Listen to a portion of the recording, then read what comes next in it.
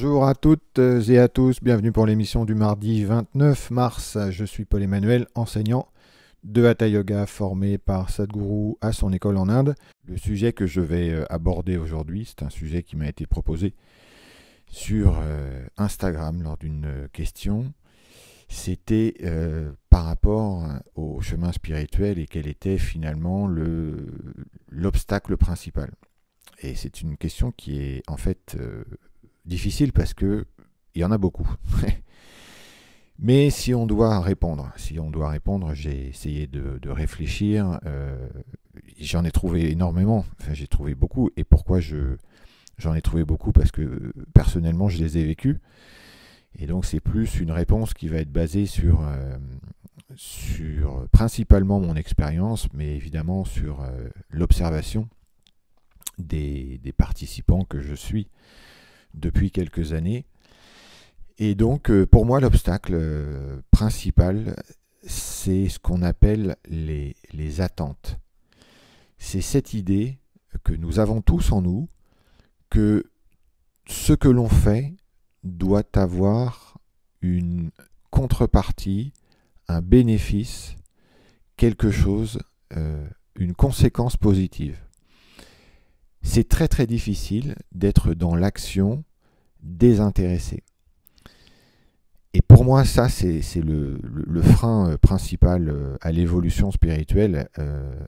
Et ça se traduit par les pratiques, par exemple, puisque les pratiques, c'est la sadhana, c'est la parenthèse que l'on crée dans notre quotidien et que l'on dédie à notre évolution.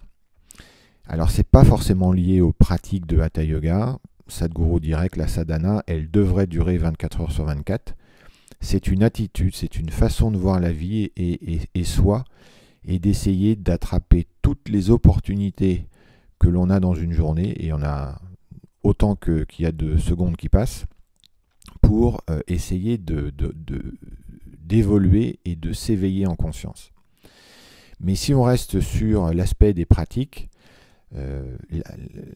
les questions qu'on me pose souvent, c'est ok, alors je vais faire Surya Kriya. Bon, Sadhguru dit que c'est fantastique. Alors je passe sur le fait, je prends l'exemple de Surya Kriya, ça pourrait être Angamardana, ça pourrait être Yogasana, ça pourrait être Bhuta Shuddhi, ça pourrait être Shambhavi. Bref, tout ce que propose Sadhguru. Mais prenons Surya Kriya. Si je fais Surya Kriya, quels seront les bénéfices? Parce que c'est tout de suite, je prends la posture de l'être humain qui doit obtenir quelque chose lorsqu'il agit dans cette idée finalement que moi je donne quelque chose, qu'est-ce que je vais avoir en retour? Donc je vais faire mon Surya Kriya, quelle va être la conséquence?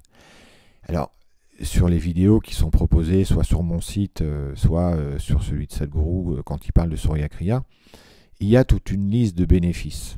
Mais maintenant qu'on connaît bien Sadhguru, on sait qu'il adore le marketing et que, comme il le dit dans quelques vidéos, son objectif c'est de nous attraper dans ses filets avec voilà, des belles choses.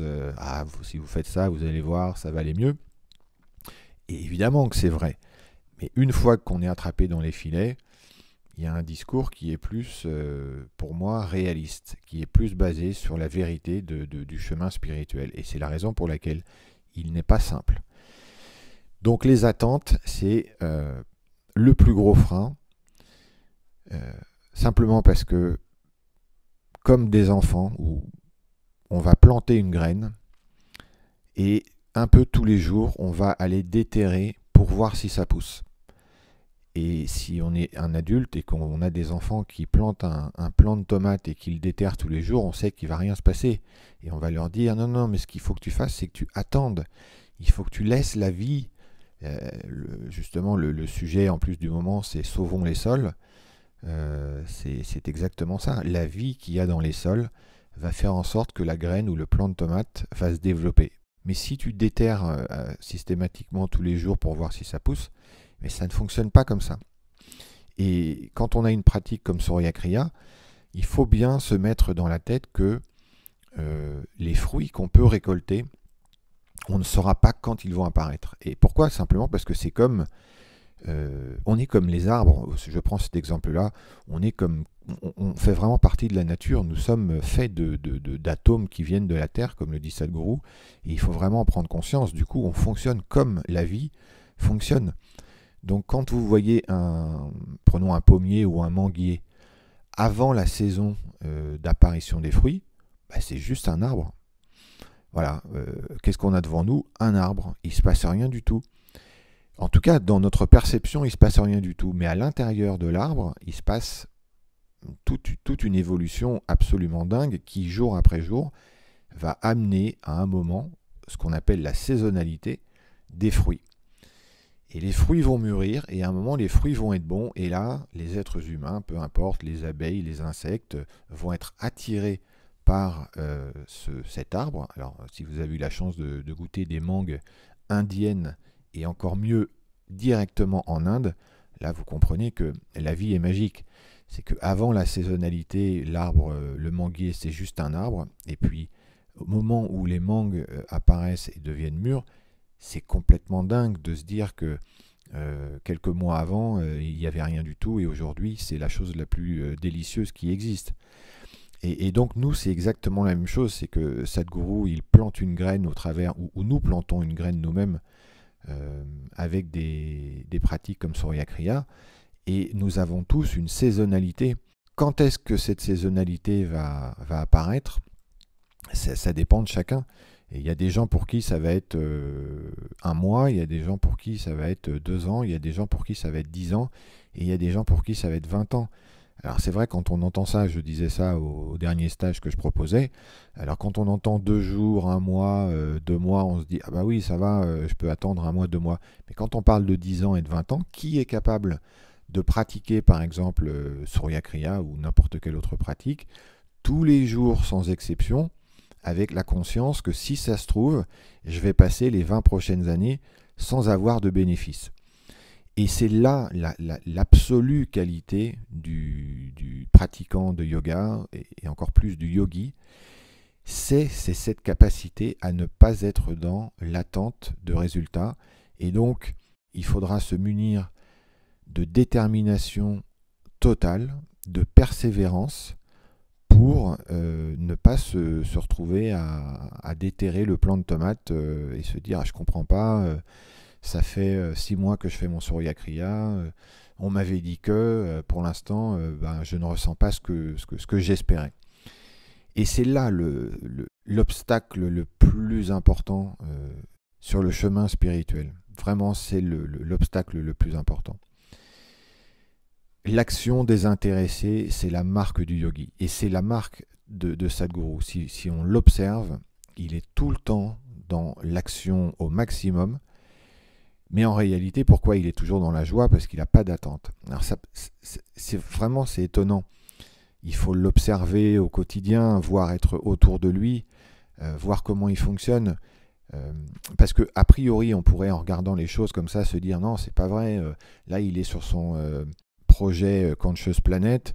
Vous n'allez pas me faire croire qu'il est sans attente, que si on ne sauve pas les sols, les catastrophes qui vont arriver, il n'en sera pas déçu.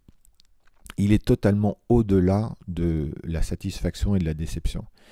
Il y a ce qu'il pense doit être fait, et c'est comme ça qu'il définit la vie. La vie, pour lui, ce sont des événements qui se présentent, et qu'est-ce qu'il peut faire par rapport à ces événements?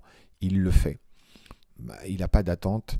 Il y a quelques vidéos où il parle de ça, où il disait qu'il était à 100% dans le développement des consciences et l'apport du yoga dans tous les foyers de la planète.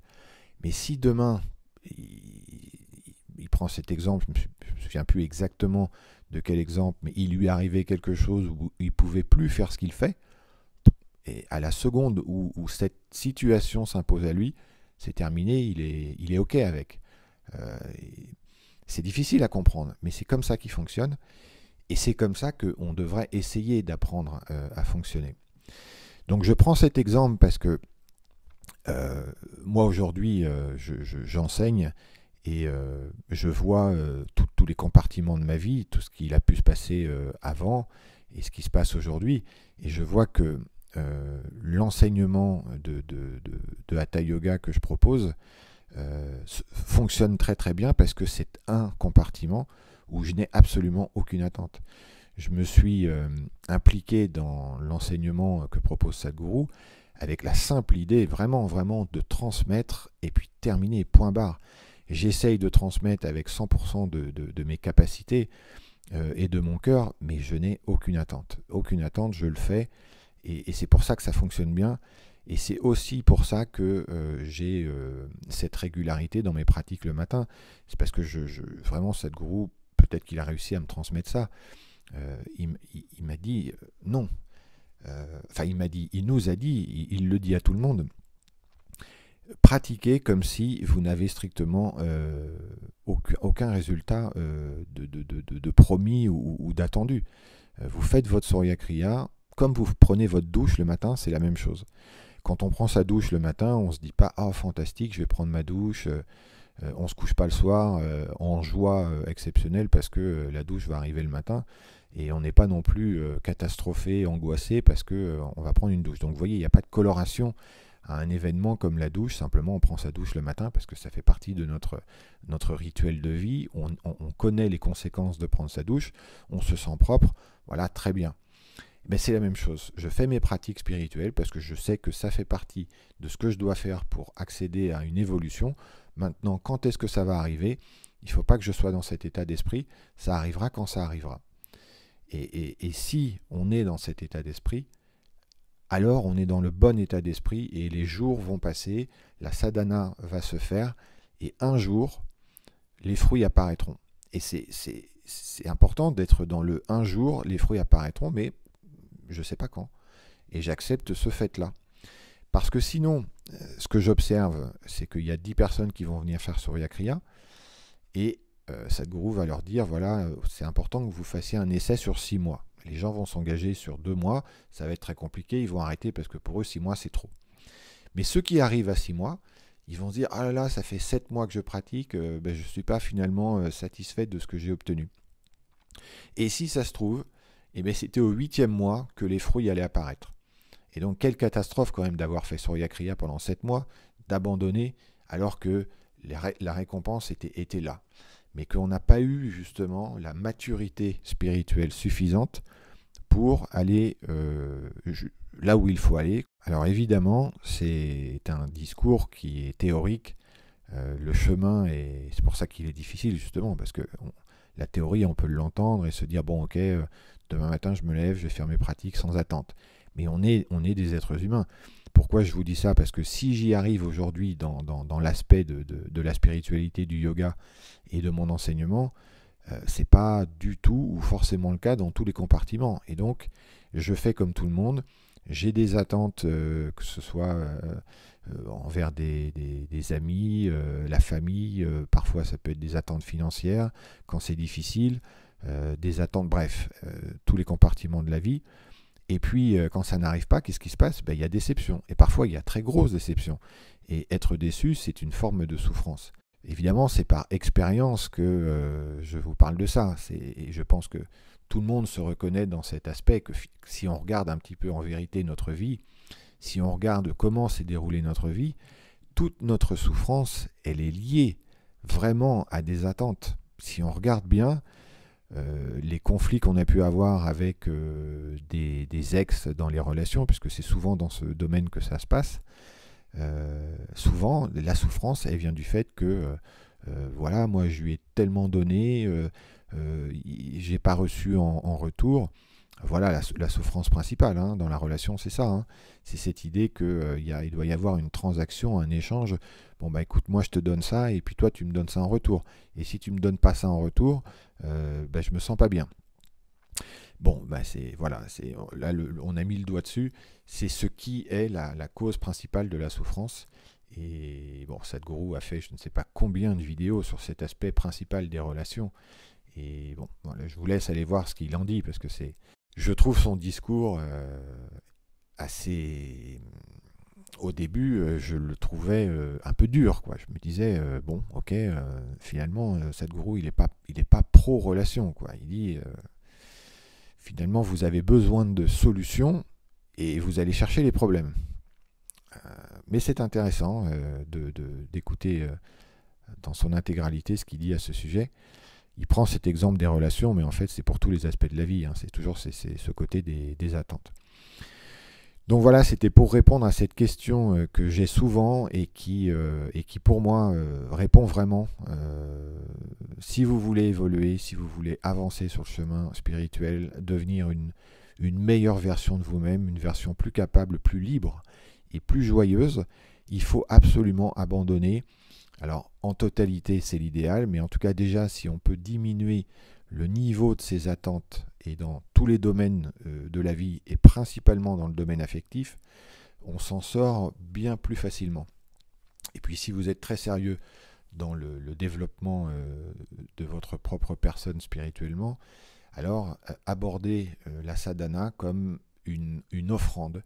C'est ce que propose Sadhguru, c'est-à-dire que quand vous faites votre pratique, vous faites votre Surya Kriya, vous faites votre Shambhavi, vous ne le faites pas pour vous, mais vous le faites pour lui ou pour en tout cas quelqu'un qui a beaucoup de sens dans votre vie. Un petit peu comme un don, comme quelque chose que vous offrez à quelqu'un. Si vous êtes dans cet état d'esprit, vous êtes dans le bon état d'esprit. Je vous laisse méditer sur tout ça. Je vous souhaite une excellente journée. Je vous dis à très bientôt pour la prochaine vidéo.